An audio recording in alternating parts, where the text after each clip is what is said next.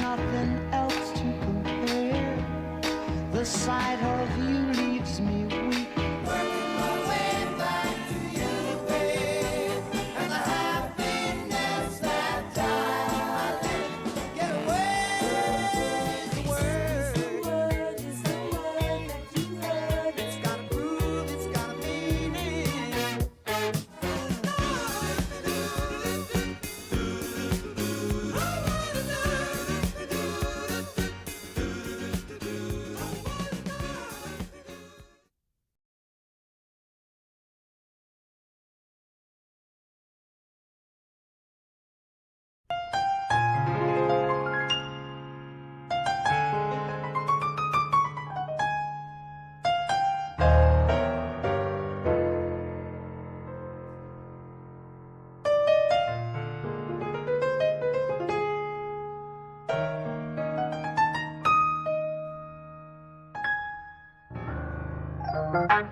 Reach out, oh, red and Steve. Reach out, with Ray and Steve.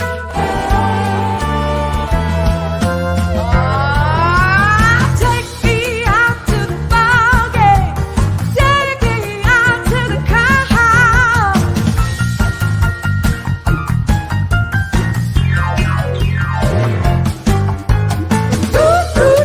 For the whole team.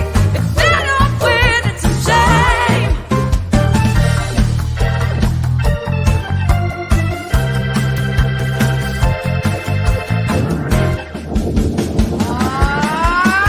Play ball.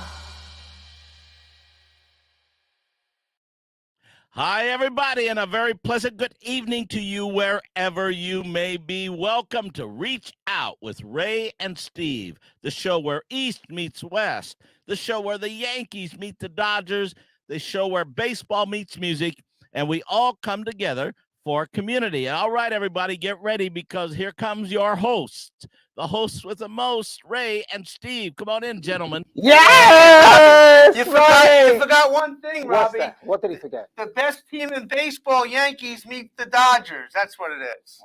Wow. Hold it now. Have you seen these power rankings that they have every week? They do with the baseball player teams. Okay, but we're the Yankees are 16-7. Yeah, and but we've the won 9 in a row. The Dodgers are the number one power rankings in baseball. Yankees are second. Dodgers are first. Show me that, Robby. I haven't No. seen that. I haven't seen that. Okay, I'm going gonna to send it to you. I'll All tell right. you what, Carmine, look that up. Power rankings, MLB. Whatever analytics you guys are using in music, Mr. Valley, Mr. Sadaka, all of you guys with these analytics, you can, we'll ask Tommy John what you can do with these analytics later. Yankee Tommy John. The Yankee Tommy John. Hey, isn't that cool? We're having one of the greatest Dodgers of all time, a Dodger who should be in the Hall of Fame is our guest today, our special guest, our very special guest, and that guy's name is Tommy John. I am so excited. Yes. There's it. We're at 16-6, 9 wins in a row. Okay. And the Dodgers are 14-7. And the Mets, who had a no-hitter the other day, are 16-7 too. I mean, those are the power rankings right there. Yeah, that's not the power rankings. We have people who analyze this on a very sophisticated high level. You guys wouldn't understand that. We're going to ask Tommy John, Yankees or Dodgers. Let's see what he says later on. How's that? I have a feeling I know what he's going to say, and because he doesn't follow baseball much anymore. But that's another story. We'll have to ask him. But we started off with your boss's birthday. Can you believe that? Old. Unbelievable. 88 trips around the sun. Wow, I like that. I like how you Matter of fact, that. I have my special here. How about this?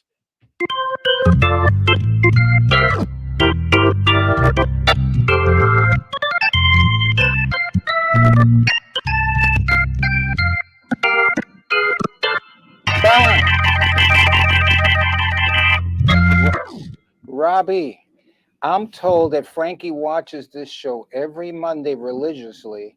Yeah. But yet we haven't had him on. We've had some of his videos on, but we haven't gotten him on yet. Hey, but yet he's watching the show. You know him? Why don't you try to reach out to him, and we'll see if we can get him on. I don't think we can afford him.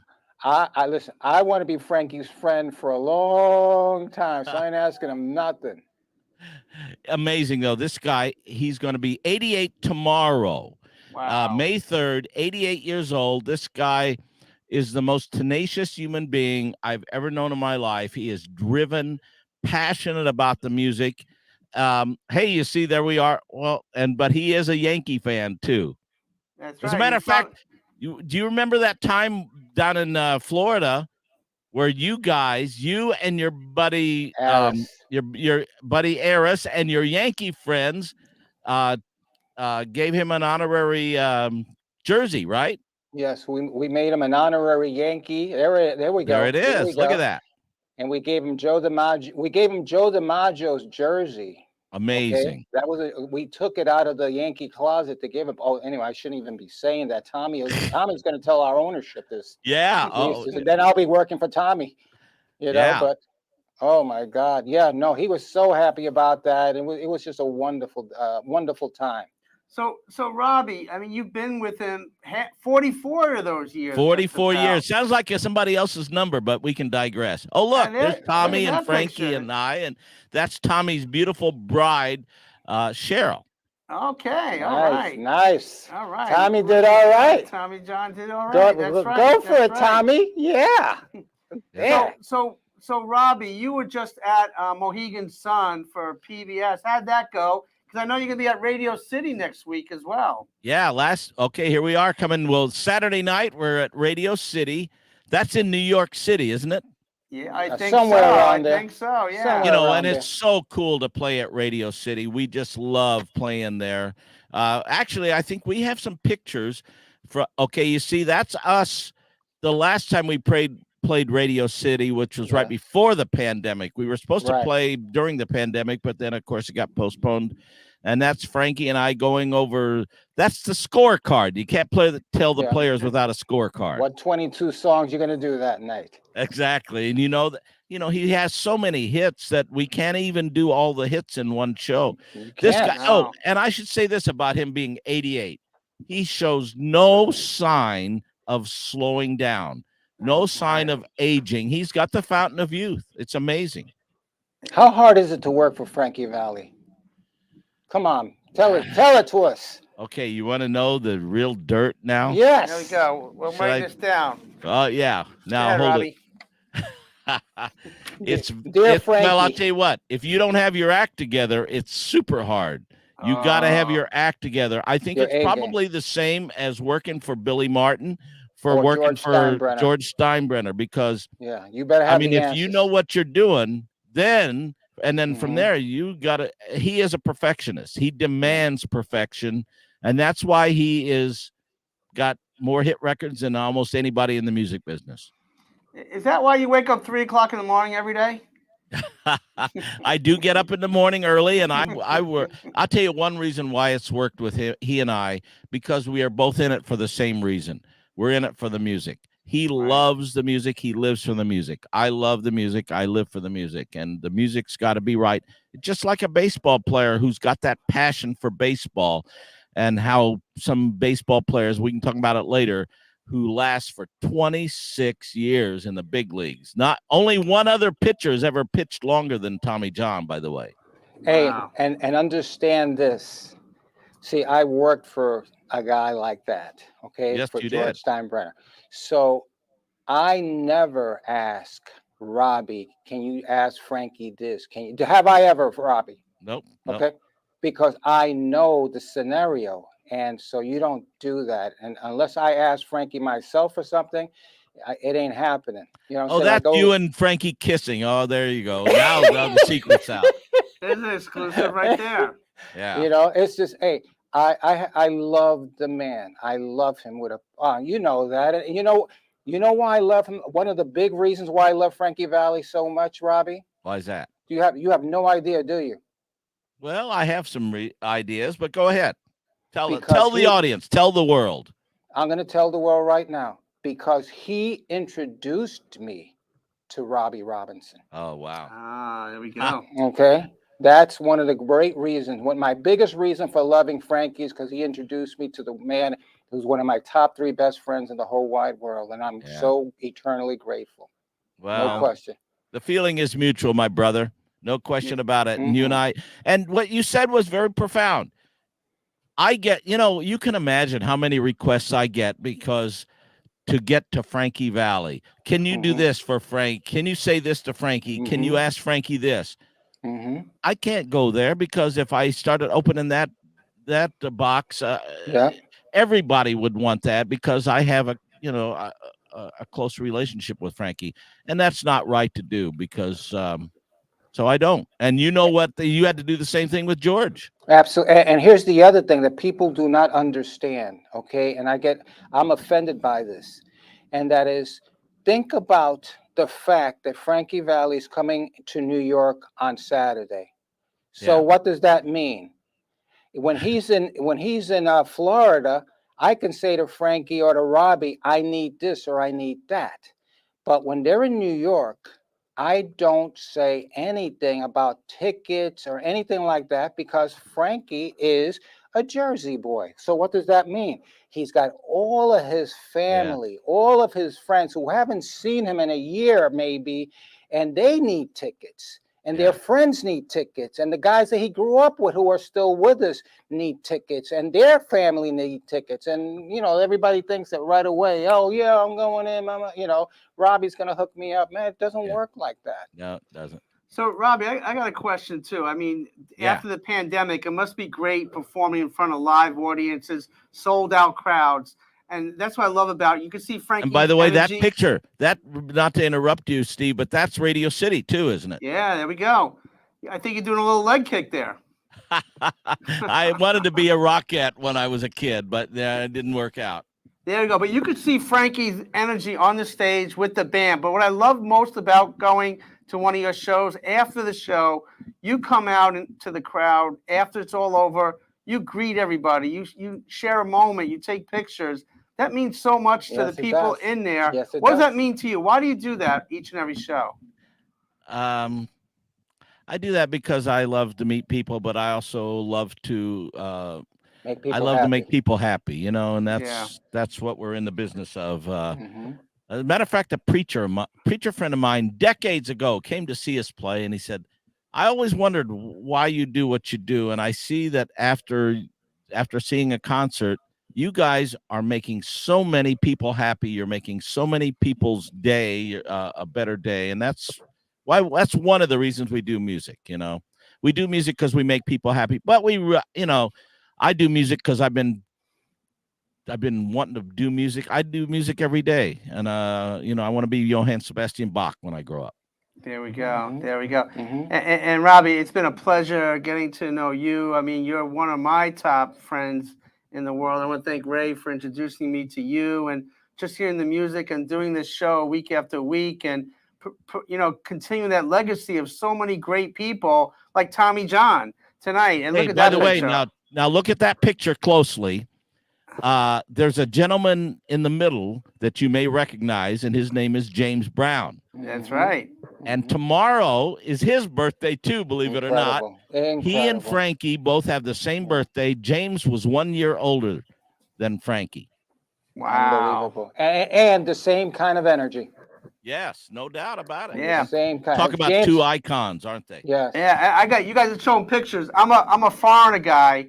Today is Lou Graham's birthday. He's the voice really? of Foreigner, and there's Lou Graham and I back in the day before his show. That's when Steve was ugly. That was when I was ugly, yeah, but with my mustache. But Lou Graham, he actually is the voice of Foreigner. He should be in the Rock and Roll Hall of Fame. Happy birthday, Lou. Absolutely. Lou came to a show and hung out with us one night backstage. Yeah? Yep. Oh, that is great. That is great. But before we get to Tommy John, we have a young lady who's an author, Alexandra Polidoro. She's live here in the studio, and we want to bring her on because she just came out with a new book, and we're going to talk about that book real quick. Let's bring her on. There she is, Alexandria. Come on. Hi, how are you? Good. How you doing today? I'm doing great. Thank you for having me. Good. Welcome to the show. Reach Out with Ray and Steve and Robby. We're here every Monday night from 7 to 8. We're on BronxNet and Cablevision. Talk about your book to everybody. Yeah, sure. So this is kind of my take on the blues of my life. It's titled Parts of My Lapis Lazuli, which is a precious stone. Lapis lazuli, if you first look at it, it's kind of like a really deep navy blue, but under the microscope, if you look at the cover, there's actually kind of different facets of gold and gray and white and light blue. And these colors kind of, for me at least, symbolize the blues of my life. At first glance, they're this deep, dark blue, and they seem kind of, they have a lot of depth, but on further analysis, I think that they have some nostalgia, bliss, beauty in it. So, yeah. And talk about what gave you the vision to come up with this book, and how long did it take you to write it?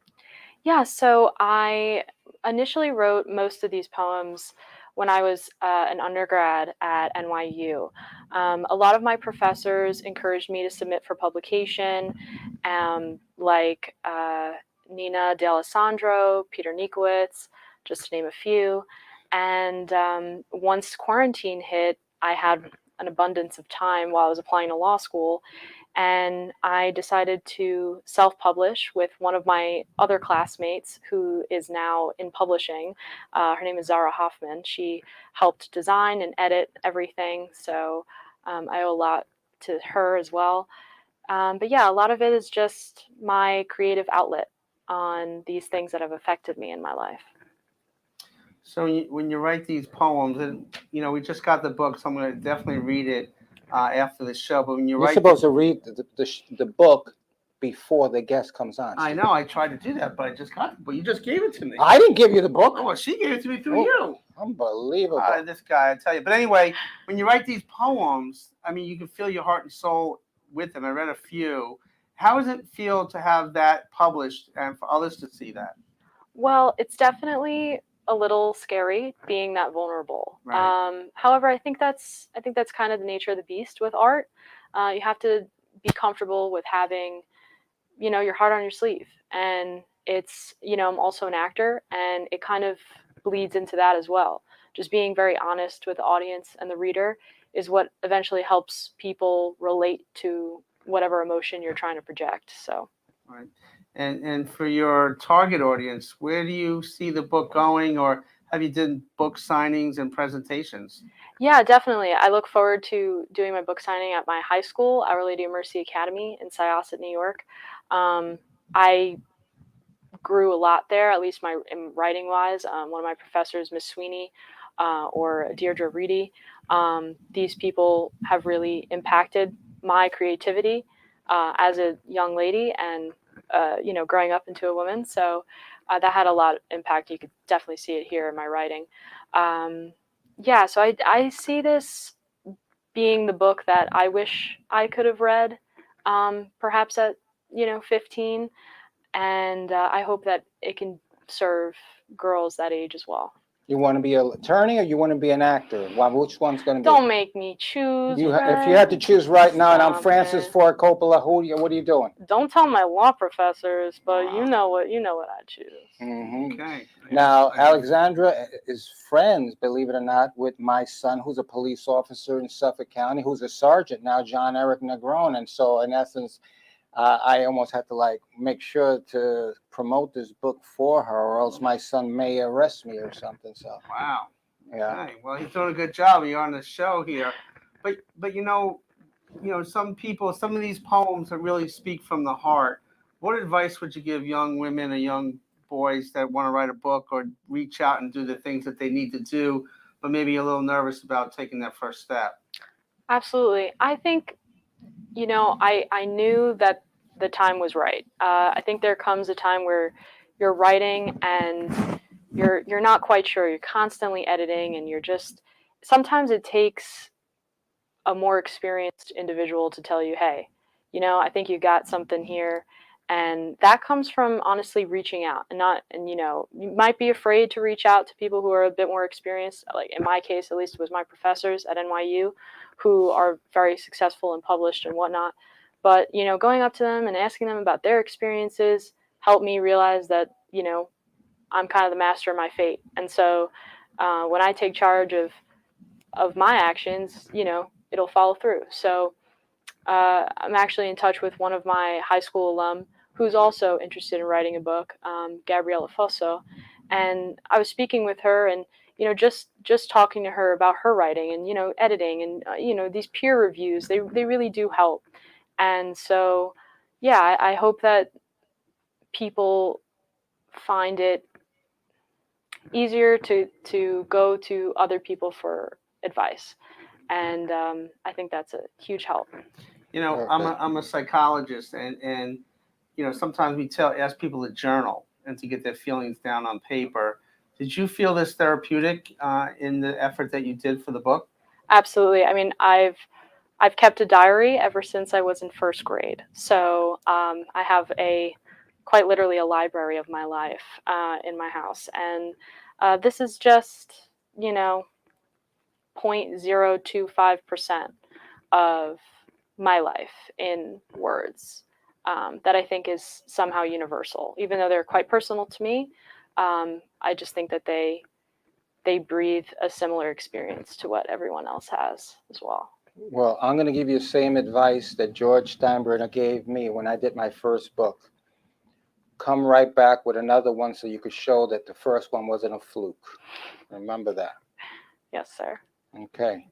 So where do you see yourself in the next year or so? What's some of your goals? Goals? Definitely to make it through my 2L year, my second year of law school. Okay. I'd like to make it through and do well. I'm the vice president of entertainment law, the Sports Entertainment Law Society at my law school. So definitely expanding that. I'd also really like to be a part of a bigger project, acting wise. So far, I've done some background roles for nice projects like Marvelous Mrs. Maisel or Let the Right One In, which is a Showtime television show. But I'd like to, have a speaking role or something a little bit more featured. That's definitely on my radar. Wow. All right. How can people get a hold of your book? So you can purchase my book on Barnes & Noble and Amazon, or my website, www.alexandrapolidoro.com. Wow. Thank you for Good. dropping in here. We'll have to get you back on one of our other shows as well. Yes, thank you for having me. Thank you. Thank you. Good luck to you. Well, Robby, I know we took a little detour there, but she's a fine young lady who's got a great book, wants to get it out there. Couple of the things I thought that were very profound of what I garnered from her, and one was sometimes coming out of your comfort zone to reach out for what you want to do in life, and I appreciate that with her, and I think that's what you have to do with music. You have to do anything you want to pursue. Life is short, and so I encourage everybody who's listening. It's so important to pursue your passion. Do what you want to do. I grew up in this little farm town, Litchfield, Illinois. I mean, but I had this desire to pursue music, and so I was able to branch out from that little start. There's another buddy on the Little League Dodgers with me, and he branched out, and he is now one of the owners of the Los Angeles Dodgers. And interestingly enough, our special guest tonight, a young man from Terre Haute, Indiana, and he branched out from that little town of Terre Haute to become world famous, renowned baseball players. Matter of fact, are we ready to bring him on? Because before, I would like to give him the introduction. Go ahead, Robby. Take it away. Are we ready for the star of the show? We're ready. Oh, you I've got your my baseball glove. Wow. Here. Wow, you look like you're missing a few stitches in it, though. This is old school, bro. This is Yeah, how we used to do it, man. It's like a pancake. I mean, There's how do you no catch a padding. baseball There's bat? no way. Yeah, this is There's old no school. stitches, no nothing. Hey, this is how it was back in the day, man. Back when Ray and I were kids. Okay. Now speak for yourself, all right? And so I have. Okay, give me a full screen. I have right now one of my treasured baseball items, and this is a signed baseball by the greatest pitcher that is not in the Hall of Fame. and his name is Tommy John, and he is going to be our featured guest tonight, and I am so excited. Tommy John, this guy's name gets spoken at every baseball game more than any baseball player in history. Babe Ruth, Joe DiMaggio, Mickey Mantle, anybody, this guy's name is mentioned at every baseball game. I'm honored and proud to call him my friend, and his name is Tommy John. Welcome to Reach Out, Tommy John. Yeah. Thank you. Welcome, Tommy. Thank you very much. Pleasure to be here. Ray, it's good to see you. Good to see you, Tommy, always. Did you recognize him without the fro sticking out here? Absolutely. He's a face that will go down in history. So you were there in 19. Well, you Tommy was there in 1977 and 78. Yes. When Ray was in the dugout. Mhm. Yeah. I was with the Dodgers. That's what I Right. meant. You were there. I was watching too. Yeah. And then you also there in 1981. Well, Tommy John was first. I think of him as a Dodger, Of course he would. of course, Listen, but he did well- spend 8 very great years with the Yankees too. And Robby, let me just say this about Tommy John. The first curse word ever out of his mouth happened in 1981, and I was standing right next to him when that bad word came out of his mouth. Okay, after being taken out of the game by Bob Lemon. Hey, Tommy, what do you recall about that game when you got taken out? Because I loved it when they took you out. We were winning 1-0. Uh-huh. Top of the fourth inning, I gave up 1 run. Score's tied 1-1. Bottom of the fourth. Right. I come in and I'm going to hit that inning. And I'm getting ready, and Lim comes by and he said, I'm going to hit for you, Mercer. Go in and I looked at Bob. I said, what? He said, I'm going to hit for you. Got to be kidding. It's the bottom of the fourth inning. Now, when I started to think about it later, I don't have a problem with that if you brought in Goose Gossage to pitch 2 or 3 innings. Because what you're saying is the bottom of the fourth is the bottom of the 7th or 8th. Right. Normally, and then after that, you go with Righetti.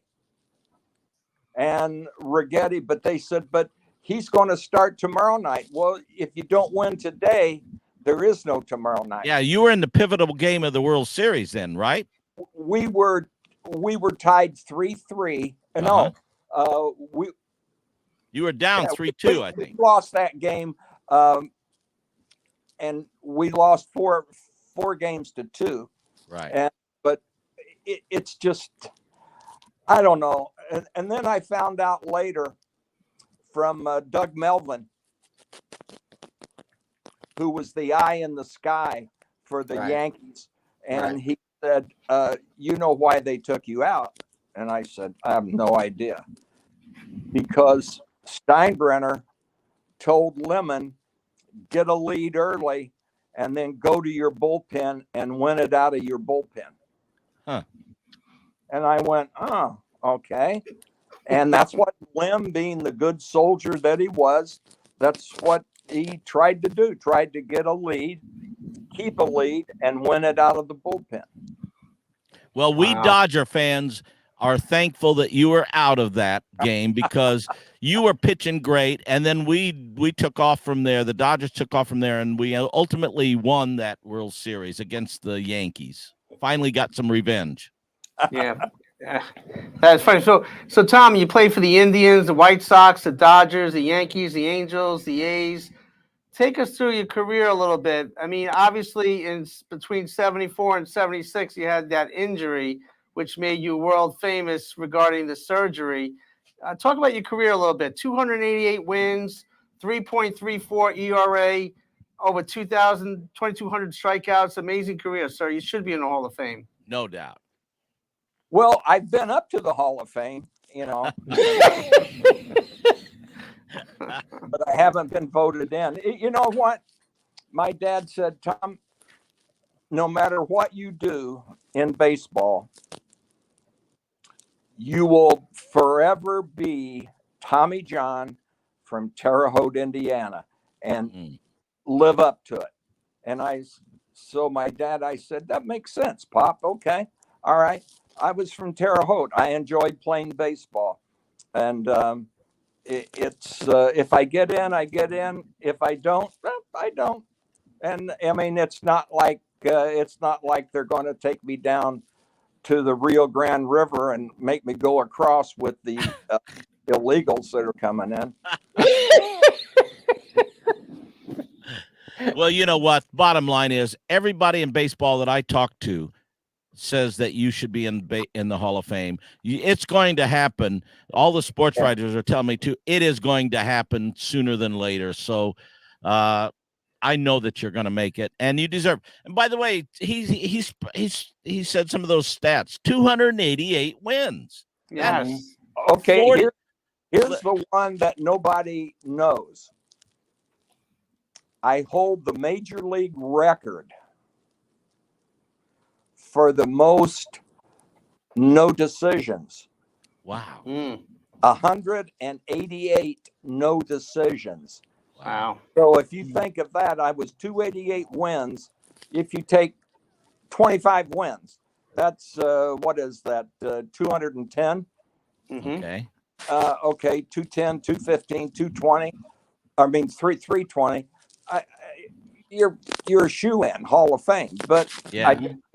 In fact, last year Jim Cott got voted. Right. The next morning he called me up Is that right? and he said, TJ, this Jim Cott. I said, Kitty, congratulations, blah blah blah.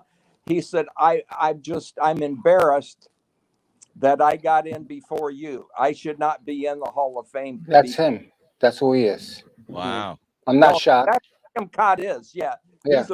He is a true guy. Yes, he is.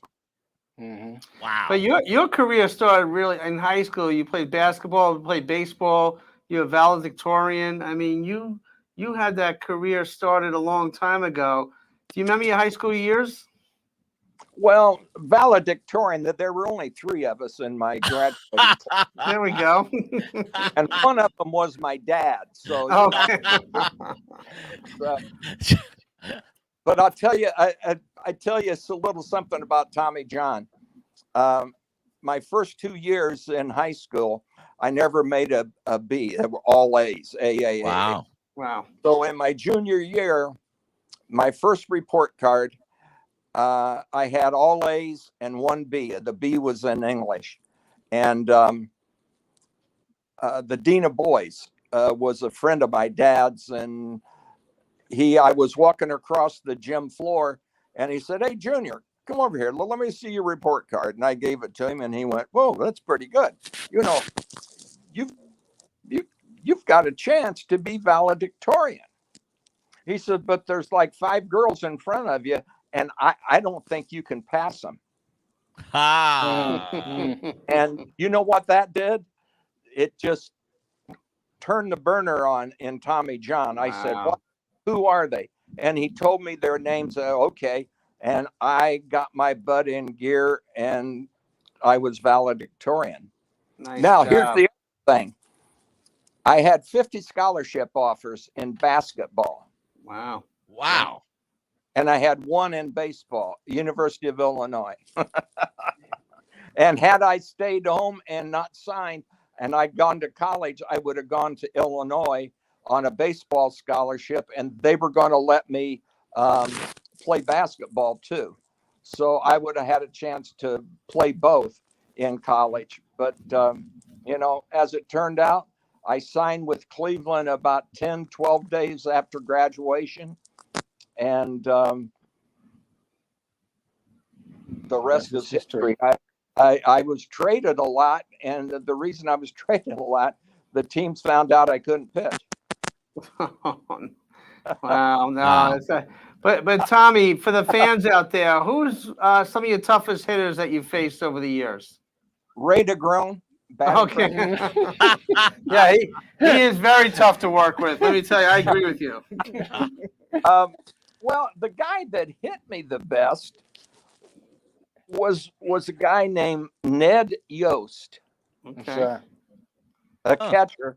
He was 12 for 14 off of me, and I can't recall him getting a base hit off of me, but I, you know, I couldn't make a good pitch to him, I guess. But the best hitter I ever saw was Wade Boggs, without a doubt. Wow. Yeah, he was amazing. Yeah.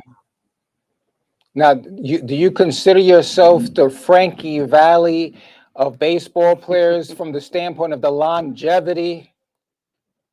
Well, there was only one guy. He had one more year than me, and his name was Ryan. So some guy down in Texas named Yeah. Oh, Okay, yeah. okay. Nolan, something like that, right? Oh, Mhm. Nolan Ryan. Yeah. Yeah, there we go. Well, I'll tell you, there is something, a parallel between Tommy John and Frankie Valley beyond the longevity, What's because that? Tommy John, Quality. 26 years, and that is Tommy John, just like he described in earlier when they challenged him. Frankie Valley is tenacious. He is determined. He's gonna go on and do and make it happen no matter what happens, and that's Tommy John to a T. So those guys are in the same mold. As a matter of fact, where's that picture of Tommy and Frankie? Let's see that. Yeah, we're gonna pull that up here in a few moments. There we There you go. Mm-hmm. That's a great shot there. Mm-hmm. Tommy, Robby, Cheryl John, and Frankie Valley. Wow. Love it. Love it. That is a great picture. You know, as part of the show, Reach Out with Ray, Steve, and Robby, is to kind of teach the younger people who the special guests we have tonight. And Tommy John, you're our special guest. But we want to go back to the World Series against the A's and the Dodgers. Robby mentioned that you're the most famous name out there in baseball. And this is a little bit of reason why. Let's check it out. Now the Dodgers have a very special cheerleader here for the World Series, and he's a fellow who would have played a key figure in this 1974 series. And right now, Tony Kubek's going to talk with him. Should the Oakland A's win the World's Championship again in 1974, it could be because of the elbow you're looking at right now. It belongs to Tommy John, who at All-Star break was the winningest pitcher in the National League. And Tommy, you had a 13-3 record. You never picked up another victory after that. Right, Tony. I tried to pitch. I think I waited about 8 or 9 weeks and rested some and tried to come back and throw. And it just got to the point to where I could throw maybe 3/4 speed. But whenever I tried to get the little extra pop on the ball that you need to get guys out. Wow. So Tommy, when that happened, you were rolling that first half of the year. Yes, I was. And, I threw the one pitch, boom. And my elbow just exploded. And being valedictorian, I shook my arm and I went, oh, I can throw. And I got one more pitch and I threw, and I think it may have gone about 50 feet and just rolled across home plate. But I knew I was done. I came off the mound and I went to our trainer, Bill Bueller, and I said, Billy, get Dr. Job. He said, I've already signaled him. And so back then in 74, I went into the clubhouse and I went into the trainer's room, and it was, there were radio, TV, sports writers, guys were in there all over the place wanting quotes from me. And nowadays those guys wouldn't even get near that. But the Dodgers had an open clubhouse, and it was open, and Dr. Job said, hey, come out, take care of these guys, give them what they want, and come and see me tomorrow afternoon at my office. So I said, okay, I did. And he said, I think you've torn a ligament in your elbow. But he said, I don't know. I'm going to send you to a hand surgeon. and I'm going to have him look at it, because back in '74 there were no MRIs, only X-rays. Right.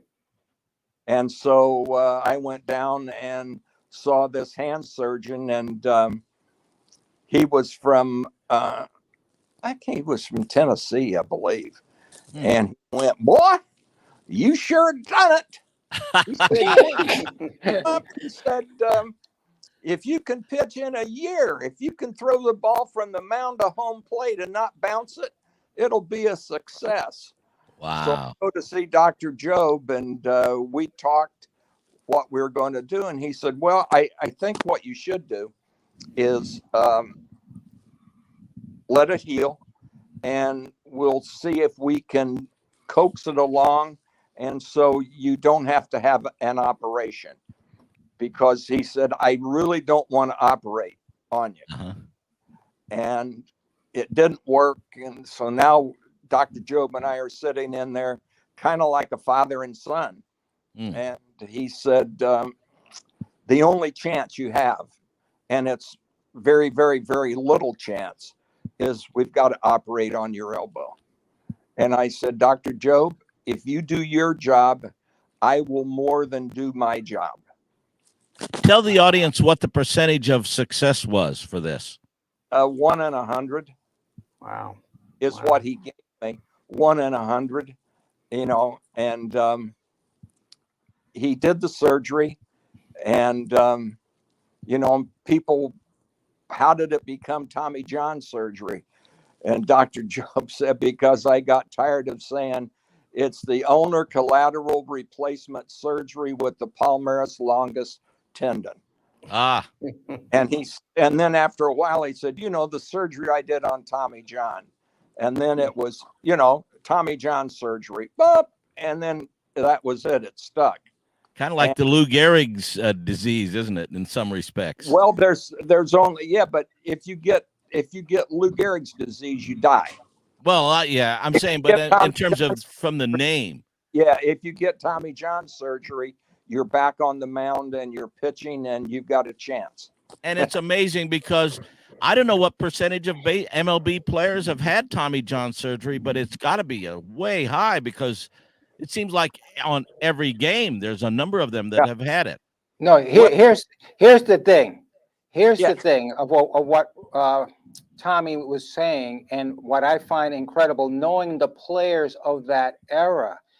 If you would have took 100 players and told them you have a 1 in 100 chance, you might get one more guy to say, I'll take that surgery. That's right. Okay.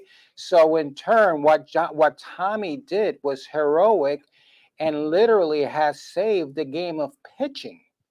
Okay. In turn, and I don't want to use a curse word, so I won't, but every freaking guy that takes that mound and gets Tommy John and comes back in a year throwing 5 miles harder than he did at his height should be sending a check to Mr. John for until his career is over.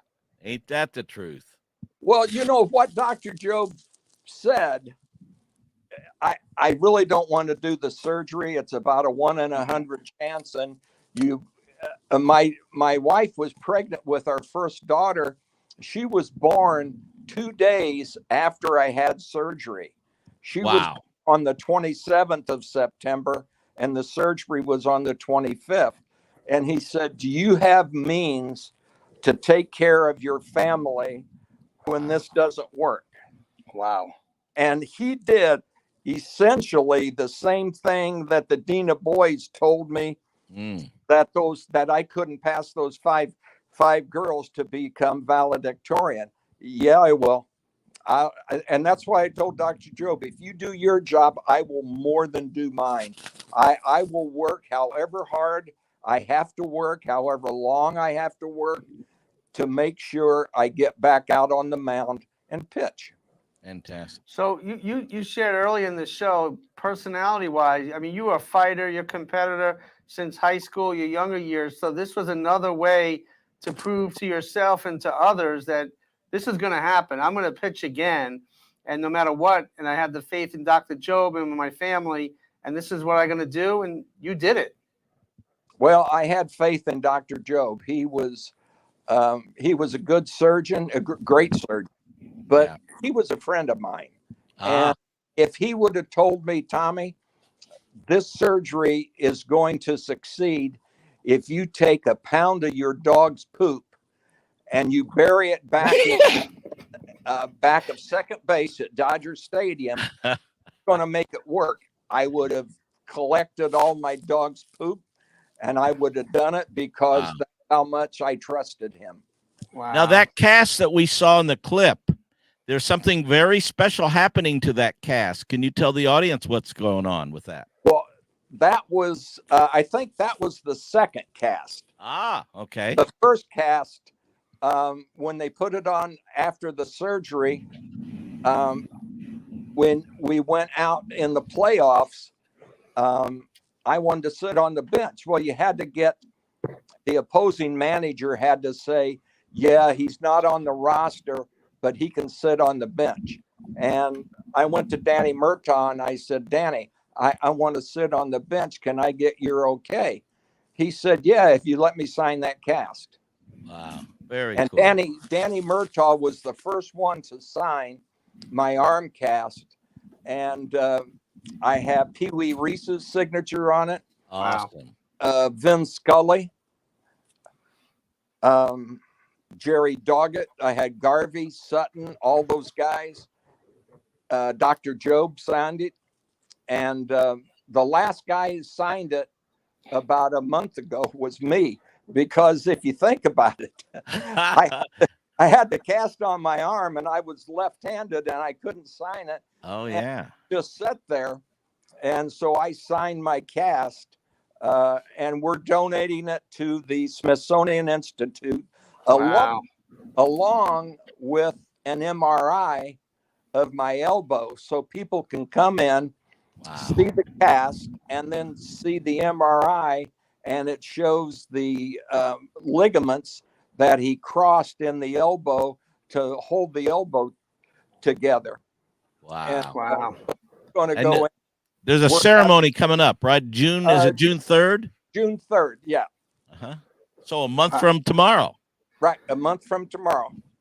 That is remarkable. That is so special. I mean, because again, you're saving the careers of so many pitchers out there, like Ray brought up. I mean, it's really unbelievable how that's happening day in and day out for so many people. Here, show them the cast. I love it. Here's the cast right here. Oh, there we go. Wow. That is so cool. That is very cool. Very cool. Now, Tommy, you have a podcast show, Rubbing Elbows. Talk about that. That's a nice title of your show. Perfect. Well, we wanted to do something to, give the baseball fans or the sports fans something to think about. And so we came up with the thing of Rubbing Elbows with Tommy John. And my first show I had Reginald Martinez Jackson on. And we talked about... He used to play on the Yankees, didn't he? Yeah, son of a gun. No, he sang with Frankie Valli. Right. Well, before we go further, we have a little clip of that interview you did with Reggie. Let's check it out. Okay. Straight. We go to Yankee Stadium, and you hit the 3 home runs, one off Putin and one off Sosa. Was off Charlie Huff and Reggie. I can tell you, it's just I think that people forget what you brought to the game, and I know I don't.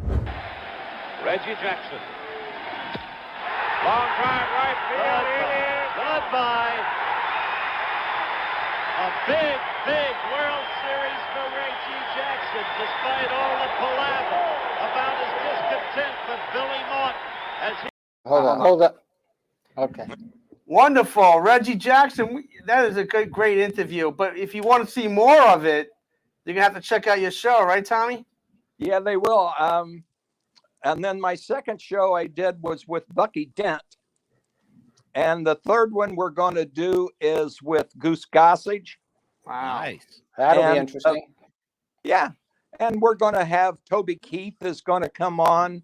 Oh, wow. Do one and try and get my friend Vince Gill to do one with me. Okay. My son-in-law, Patrick Manley. Patrick was a long snapper with the Chicago Bears, and he was with them for 16 years. Wow. That's a long time in pro. That's a long time. Wow. Yes. Well, Tommy, we're just about out of time, and this has been such a joy and a blessing to have you on the show here. Thank you so very much, Robby. Great guest. Oh man, Tommy is again. We need a petition out there, and there is. I saw a Facebook group, Tommy John Hall of Fame. So everybody needs to go out there and let's get this guy in the Hall of Fame where he deserves.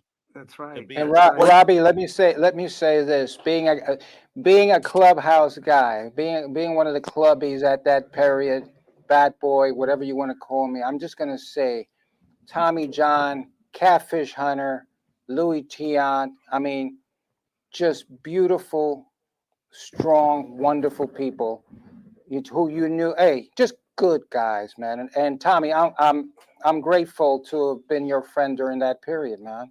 Thank you.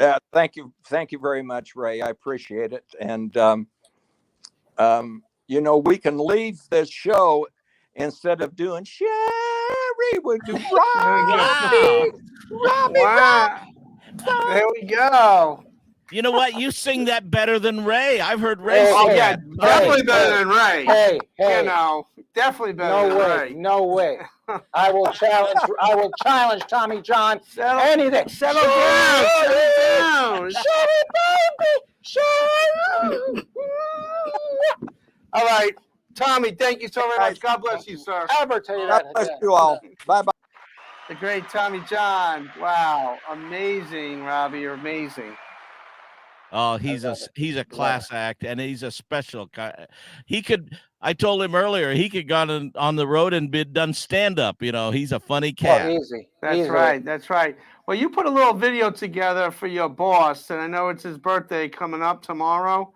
Yeah. And kind of segue us a little bit. Is this the Hang On video? I think so. Yes, it is. Yeah. So what happens is during the pandemic, after Frankie and me and every other musician and singer in the world got shut down from touring. By the way, everybody's back touring again. All the groups are out touring again. But when we got shut down, we had to do something. So we put together a song, one of those virtual Zoom type things where every musician sent in their parts and we put it together. And that's what this is. Let's hang on to what we got. Frankie Valli. And before we play that tonight, you have a special show here tonight on your show, Jam and Java, right? We're going to celebrate the birthday, 88 trips around the sun of Mr. 88 seasons around the sun, I guess I should say. Tomorrow, Frankie Valli, we're just going to celebrate tonight and party. All right. I'll make sure to send you my video clip of singing that song for you. Nah, we're gonna keep it. But you anyway, know what? Tommy John sang that so much better than you. No, way better. Let's Stop. take us home here with little Frankie Valli. All right. 1, 2, 3, 4.